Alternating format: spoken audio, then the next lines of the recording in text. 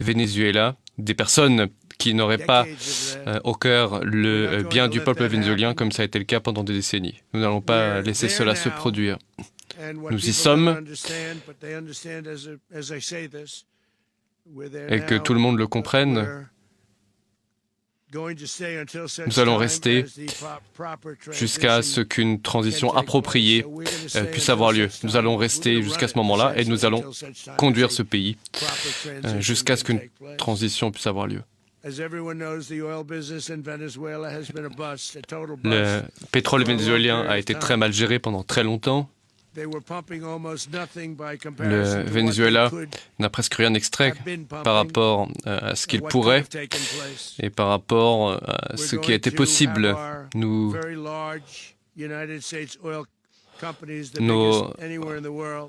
grandes compagnies pétrolières, les plus grandes du monde, vont entrer sur le marché, dépenser des milliards de dollars, réparer l'infrastructure délabrée, l'infrastructure pétrolière, et vont commencer à faire gagner de l'argent à ce pays. Nous sommes prêts à lancer une seconde attaque encore plus forte si nécessaire. Nous étions prêts à lancer une seconde vague de frappe si cela avait été nécessaire. Nous étions partis du principe qu'une deuxième vague était nécessaire, mais il semble que ce ne soit plus le cas. La première vague, pourrait-on dire, la première attaque, a été tellement couronnée de succès qu'il n'a pas été nécessaire de lancer la seconde vague, plus puissante encore que la première. La première frappe était assez limitée, la seconde était plus large, mais ça ne sera pas nécessaire. Le partenariat entre les États-Unis et le Venezuela, un pays avec lequel tout le monde veut traiter, va rendre le peuple du Venezuela riche, indépendant et renforcera sa sécurité. Il y a beaucoup de Vénézuéliens qui vivent aux États-Unis et nous allons les rendre très heureux, car ils ont beaucoup souffert. Nous allons faire leur bonheur. On les a beaucoup volés, mais ils ne souffriront plus désormais. Le dictateur illégitime Maduro était le roi d'un réseau criminel responsable de trafic de drogue, à destination des États-Unis, massif. La mise en examen le stipule, il était à la tête du cartel de las Soles qui a inondé notre pays avec des poisons mortels responsables de la mort d'innombrables Américains. Des centaines, des milliers d'Américains sont décédés durant des années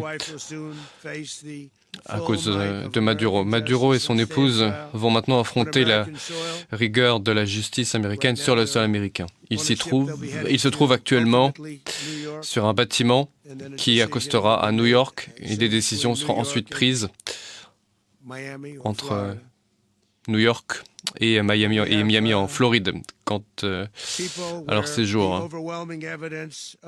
Les preuves sont manifestes de leurs crimes. Ces preuves seront présentées devant un tribunal. J'ai vu les éléments du dossier. Ils sont c'est à la fois stupéfiant et terrible que des actes de cette nature aient pu se produire durant des années. Durant ses mandats, Maduro est resté au pouvoir alors que son mandat était expiré. Il a lancé une campagne de violence et de terreur et de subversion contre les États-Unis d'Amérique, en menaçant non seulement notre peuple, mais également la stabilité de toute la région. Outre le trafic de drogue en quantité massive, des souffrances humaines et des destructions terribles ont été infligées, notamment aux États-Unis. Des gangs brutaux, y compris Tren de Aragua, ont été envoyés aux États-Unis pour terroriser les communautés aux États-Unis. Je pense notamment au Colorado, où dans un complexe résidentiel, ils coupaient les doigts des personnes qui se plaignaient d'eux. Mais cela est terminé. Et je tiens à cet endroit à féliciter nos forces, Pete, la garde nationale, qui font un travail exceptionnel. Elle est déployée à Washington City. C'était l'une des villes les moins sûres du monde. Mais c'est terminé car la délinquance a été éradiquée à Washington, D.C. Il n'y a pas eu de meurtre, il n'y a pas eu d'actes terroristes depuis plusieurs semaines. C'est désormais une ville différente. Il y a d'autres types de menaces. À l'époque, il y a 8 mois, il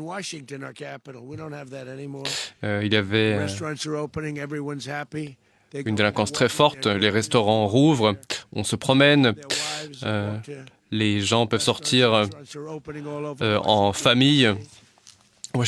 Washington est en train de se transformer. Je remercie notre garde nationale, je remercie l'armée, ainsi que les services de sécurité en général. Je les remercie et je pense que nous devrions faire cela dans plusieurs villes. Peut-être prochainement à Memphis, Tennessee. Les résultats vont également être très bons grâce à ces déploiements. Le gouverneur de Louisiane, qui est quelqu'un de très bien, m'a appelé à l'aide. Il veut que nous l'appuyions.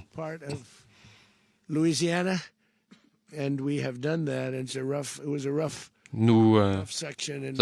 sommes déjà intervenus dans certaines zones de la Louisiane et les résultats sont déjà très bons en l'espace de 2 semaines et demie à la Nouvelle-Orléans, où les chiffres sont très bons alors que cela ne fait que 2 semaines et demie que nous sommes intervenus. Je ne comprends pas pourquoi les gouverneurs ne nous appellent pas plus à l'aide. Nous sommes également intervenus à Chicago, mais pas massivement, car nous n'avons pas été en mesure de coopérer avec le maire ni avec le gouverneur, qui sont des désastres. Nous allons nous retirer et ils nous feront savoir quand ils auront besoin de nous. De même, nous avons sauvé Los Angeles récemment. Le chef de la police a déclaré que si l'État fédéral n'était pas intervenu, Los Angeles aurait été perdu. Et ce, après les incendies, lors des émeutes. Nous avons fait du très bon travail sans que cela soit reconnu, mais cela nous est complètement égal. Nous allons nous retirer. Nous reviendrons si nous sommes appelés ou si cela est nécessaire. Nous avons fait du très bon travail dans plusieurs villes américaines. Mais nous sommes surtout très fiers de Washington, D.C. C'est la capitale de notre pays. Cette ville était extrêmement criminogène, extrêmement dangereuse, et nous en avons fait l'une des villes les plus sûres du monde. Les gangs ont violé, assassiné des femmes et des enfants américains dans toutes les villes que j'ai mentionnées. Le cartel Tren de Aragua. Ils étaient envoyés par Maduro pour terroriser notre peuple et nos citoyens. Maduro, maintenant, n'est plus en mesure, il ne sera plus jamais, de menacer un citoyen américain ou citoyen vénézuélien.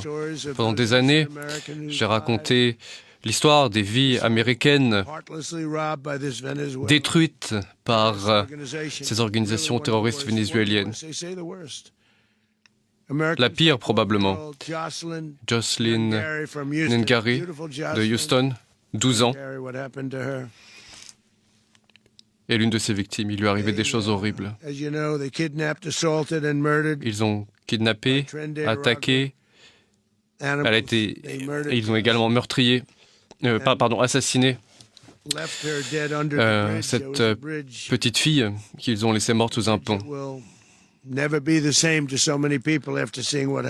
Un pont, une infrastructure souillée pour beaucoup de gens à cause de cela. Le régime de Maduro a vidé ses prisons et a inondé les États-Unis avec des monstres qui ont volé des vies américaines. Ils ont des gens qui viennent d'asiles psychiatriques, d'hôpitaux pour les malades mentaux, qu'ils appellent prisons. Ils ont également vidé leurs prisons, des personnes très hostiles. Mais nous avons réussi à résoudre, à nous attaquer à ce problème. Ils nous ont envoyé tout ce qu'il y avait de mauvais. Mais cela est maintenant terminé. La frontière est désormais hermétique.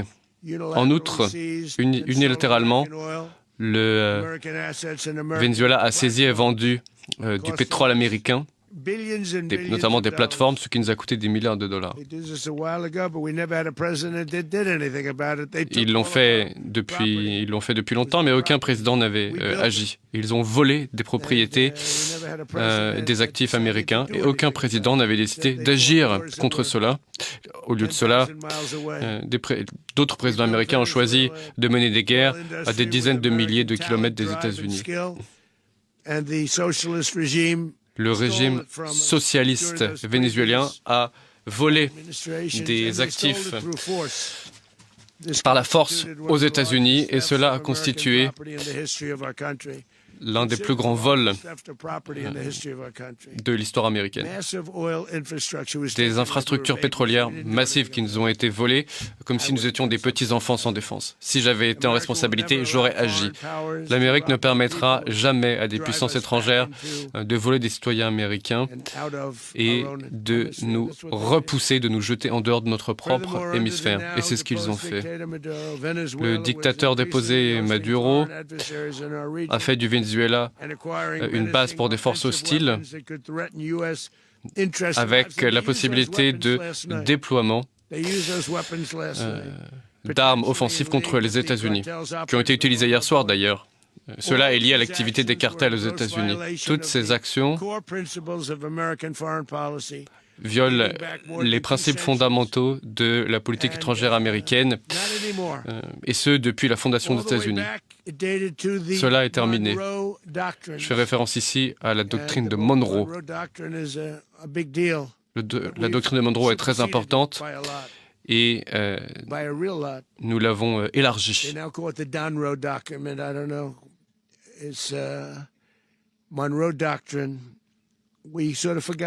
Nous avions oublié cette doctrine de Monroe et nous l'avons de nouveau mise en avant. Avec notre nouvelle stratégie de sécurité nationale, la domination des États-Unis dans notre hémisphère ne sera plus jamais remise en question. Enfin, pendant des décennies, des administrations précédentes ont négligé ces menaces montantes dans l'hémisphère occidental, le nôtre. Sous mon administration, nous réaffirmons la puissance américaine d'une manière forte dans notre région d'origine, qui est maintenant bien différente de ce qu'elle était il y a peu encore.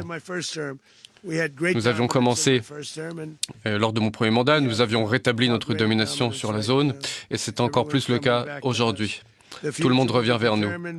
L'avenir sera déterminé par la capacité à protéger les territoires, le commerce et les ressources qui sont importantes pour notre sécurité nationale. Ce sont des paramètres extrêmement importants pour notre sécurité nationale. De même que les droits de douane qui nous ont rendus plus riches et qui ont renforcé notre sécurité nationale, qui est désormais meilleure que jamais. Voilà les lois d'airain qui ont toujours déterminé la puissance au niveau international. Et c'est ce que nous allons continuer à faire. Nous allons continuer à agir de la sorte. Nous allons continuer à contrôler nos frontières.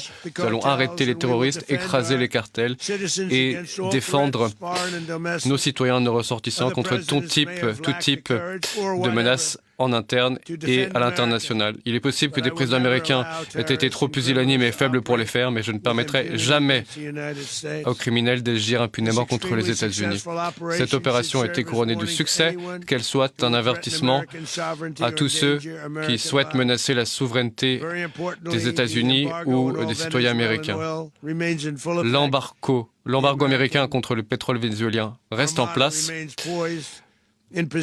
Les forces navales des États-Unis restent positionnées et les États-Unis se réservent toutes les options, elles sont toutes ouvertes tant que les objectifs n'ont pas été atteints. Le Venezuela doit comprendre le monde doit comprendre que les Maduro de ce monde doivent comprendre que ce qui est arrivé à Maduro peut leur arriver. Cela est justice vis-à-vis de leur peuple. Au premier chef. Le dictateur Maduro est enfin parti et le peuple du Venezuela est de nouveau libre. L'Amérique est désormais un pays plus sûr. Nous sommes ce matin un pays plus fier car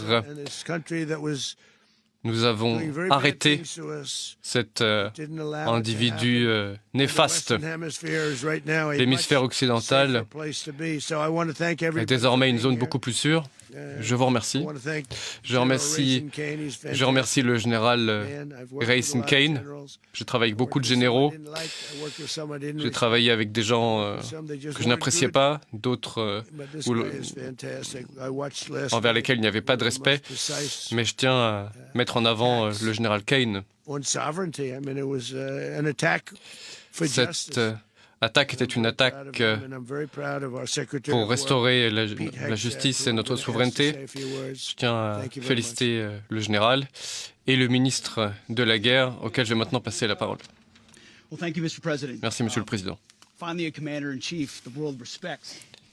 Enfin, un chef des armées que le monde respecte et que le peuple mérite. Les mots ne peuvent pas décrire la vaillance et la précision de nos soldats sur le terrain. De manière interarmes, exécutés sans encombre par la première armée du monde. Nous sommes une puissance sans précédent, la meilleure du monde, la meilleure de l'histoire de notre pays. Ce que nous avons vu hier soir était de la pure vaillance, de la pure bravoure portée par les armes et les soldats des États-Unis. Je félicite le général Racine Kane et tous les Américains qui ont veillé hier soir. Nos soldats sont l'élite des États-Unis. Le président Trump les soutient. Aucun autre pays au monde, de loin, ne pourrait mener à bien une telle opération et aucun autre président n'a mené une telle capacité à décider, un tel courage et une telle détermination. La meilleure combinaison de l'histoire du monde. Le président l'a dit, nos adversaires sont avertis, nous sommes en mesure de projeter nos forces à tous les endroits, à tout moment. La coordination, la furtivité, la létalité de la justice américaine ont été déployées hier en pleine nuit au Venezuela. Nicolás Maduro a une chance, de même que l'Iran a une chance, jusqu'à ce que nous en décidions autrement. Il a joué et il a perdu. Le président Trump est extrêmement sérieux lorsqu'il dit que la violence, les gangs ne doivent plus arriver aux États-Unis. Lorsqu'il dit que les poisons, les stupéfiants, les drogues ne doivent plus entrer aux États-Unis. Lorsqu'il dit que nos infrastructures pétrolières doivent nous être restituées. Et lorsqu'il dit que notre dissuasion doit être d'airain dans l'hémisphère occidental. Il s'agit de la liberté, de la sécurité et de la prospérité du peuple américain. Voilà ce que signifie l'Amérique d'abord. Voilà ce que signifie la paix par la force. Le ministère de la Guerre des États-Unis est fier d'avoir permis d'avancer dans ce sens. En 2026, sous le président Trump, l'Amérique est de retour. Je vais maintenant demander au général Kane, chef d'état-major des armées, de donner un certain nombre de détails sur l'opération. Merci, Monsieur le Ministre. Merci, Monsieur le Président. Bonjour à tous et à toutes. Hier soir, sous la direction du président des États-Unis et à la demande du ministère de la Guerre, du ministère de la Justice, les États-Unis ont mené une mission pour interpeller et livrer à la justice 2 personnes mises en examen, Nicolás Maduro et son épouse. Cette opération Absolute Resolve, détermination absolue, a été précise et conduite aux heures les plus sombres du 2 janvier. Cela a été la culmination d'exercices en cours depuis des mois. Une opération que seuls les États-Unis auraient pu mener. Ce matin, je souhaite détailler un certain nombre de points de la préparation et de la conduite sans dévoiler nos procédures ni les techniques mises en œuvre. Il est possible que nous soyons amenés à conduire des opérations de cette nature de nouveau. Nous avons travaillé de manière interministérielle entre différentes administrations avec l'intégration de capacités de tout ordre, terrestre, maritime, spatiale, aérienne. l'expérience de nos forces spéciales était très précieuse. Cette mission a nécessité toutes les composantes de notre palette. Des marins, des aviateurs, l'infanterie de marine, en lien avec les équipes des forces de l'ordre et les équipes des services de renseignement. Une opération sans précédent. Nous avons valorisé nos capacités de renseignement sans précédent et nous avons valorisé notre expérience dans la chasse aux terroristes. Cela n'aurait pas été possible sans l'excellent travail interagences, je pense notamment à la CIA, à la NSA. Nous avons observé, nous avons attendu, nous sommes préparés, nous sommes restés à l'affût et professionnels avant de frapper. Cette mission a été méticuleusement préparée en tirant des leçons de décennies de déploiement opérationnel au cours des années précédentes. Cette opération était audacieuse, une opération que seuls les États-Unis au monde auraient pu mener, qui a demandé une coopération interarmes et interservices extrêmement étroite. La présentation que je fais ne suffit pas à présenter la complexité de l'opération. Il a fallu lancer 150 machines, 150 aéronefs et les coordonner avec les forces au sol afin que tous les éléments soient en place au moment et à l'endroit désiré. L'enjeu étant de créer une zone d'intersection dans un quartier de Caracas, tout en maintenant un élément de surprise tactique. Un seul échec à un seul endroit de la chaîne dans cette machine bien huilée aurait pu compromettre l'ensemble de l'opération, et l'échec n'est jamais une option pour les forces armées des États-Unis. Les soldats présents dans les airs étaient prêts à donner leur vie pour ceux déployés au sol et dans les hélicoptères. Concernant la préparation, cela fait des mois que nos camarades des renseignements travaillent à localiser Maduro et pour comprendre comment il se déplace, comment il vit, ce qu'il mange, où il habite, les vêtements qu'il porte. Début décembre, nos forces étaient prêtes. Il a fallu choisir la bonne date pour minimiser les pertes civiles et pour maximiser l'effet de surprise. L'enjeu était aussi de minimiser les dégâts personnels à Maduro. Il doit être traduit en justice. Le président l'a dit aujourd'hui. Que ce soit au Venezuela ou ailleurs, que ce soit à Noël ou au jour de l'an, nous avons été présents à l'affût, prêts à agir, jusqu'à ce que le président donne l'ordre. Hier soir, la météo s'est éclaircie de telle sorte que les aviateurs les plus compétents du monde ont pu agir. Nos forces aériennes ont pu agir et ont rempli leur mission. Hier soir, le président a donné l'ordre de lancer l'opération. Il nous a dit, il nous l'a dit, bonne chance et que Dieu soit avec vous.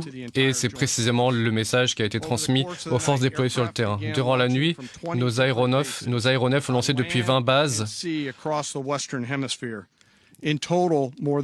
plus de 150 bombardiers, appareils de reconnaissance, chasseurs, de surveillance et ravitailleurs.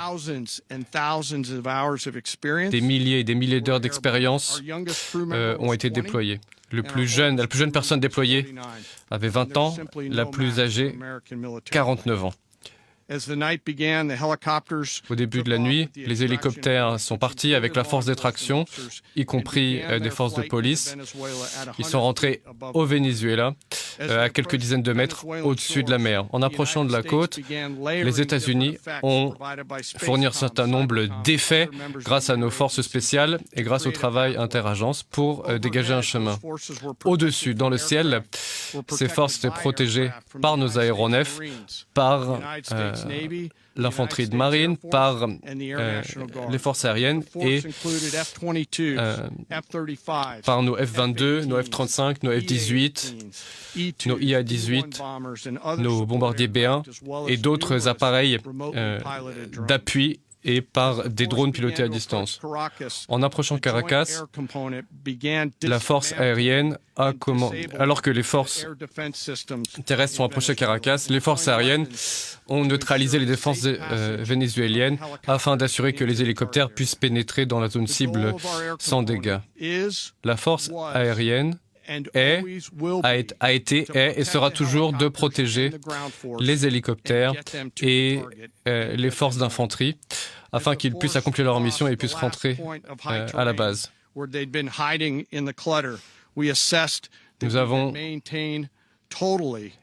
Nous évaluons que nous avons maintenu un effet de surprise total. Lorsque les hélicoptères se sont approchés à basse altitude de l'objectif, nous sommes approchés à 1h du matin, à 2h du matin, heure de Caracas. Nous sommes approchés du complexe de Maduro. La force d'extraction a avancé rapidement et efficacement avec l'appui des forces aériennes, tout en appréhendant le mise en examen. Sur la zone cible, les hélicoptères ont été pris pour cible, ils ont essuyé des tirs et ont répondu de manière massive dans l'autodéfense. L'un des appareils a été touché, mais a pu rentrer à la base. L'appareil restant opérationnel durant la mission. Les équipes de renseignement sur le terrain nous ont donné en permanence des renseignements afin d'assurer que cet environnement complexe était cartographié en direct.